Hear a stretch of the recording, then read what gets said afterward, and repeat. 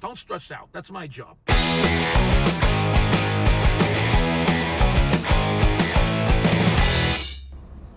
Hey, what do you hear? What do you say? My Facebook, YouTube, Twitter, Instagram, Google+, your sister's ass, the Pony Express, a very ticked off Vic here. You know what ticks me off?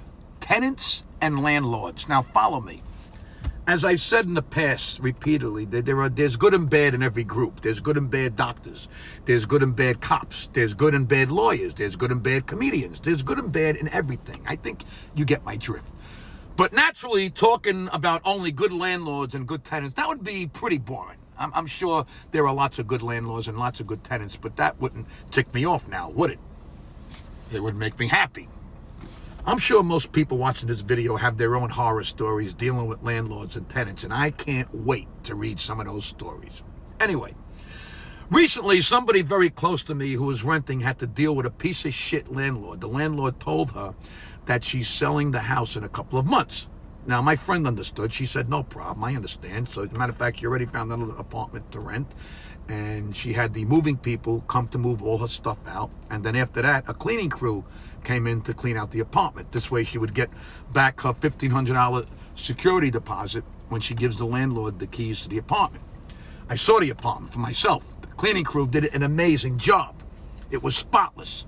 You know, you had the usual little holes in the wall that held up pictures, but everything was clean and neat. All the old fixtures were replaced, and you could have eaten off the floor. That's how amazing the cleaning crew was. Okay, unfortunately, this miserable witch of a landlord said that she's taken $50 off the security deposit because she found crumbs in the kitchen sink. You heard me right. She found crumbs in the kitchen sink. I just wish I was there. I would have shoved the fucking crumbs down her throat. But I told my friend, don't stress out. That's my job. There's a great line in the movie A Bronx Tale when C was chasing after his friend who owed him $20.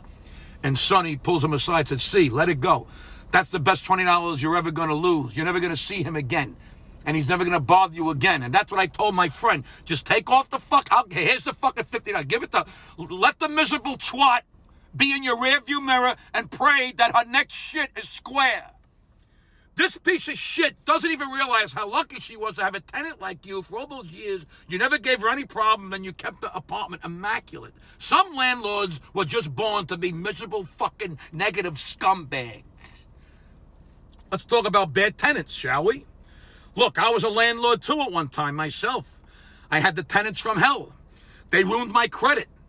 Took us years to have them evicted because the laws in New York are all for the tenants. They were professional tenants, if you know what I'm talking about. Professional squatters. They knew all the loopholes and all the laws, and they just soaked the system. Unfortunately, every state has different laws, but if you're a tenant in New York, baby, you got it made in the shade. Thank God those days are behind me now. The fruits of my labor paid off. I am now a happy homeowner. Landlords and tenants, that's what ticks me off.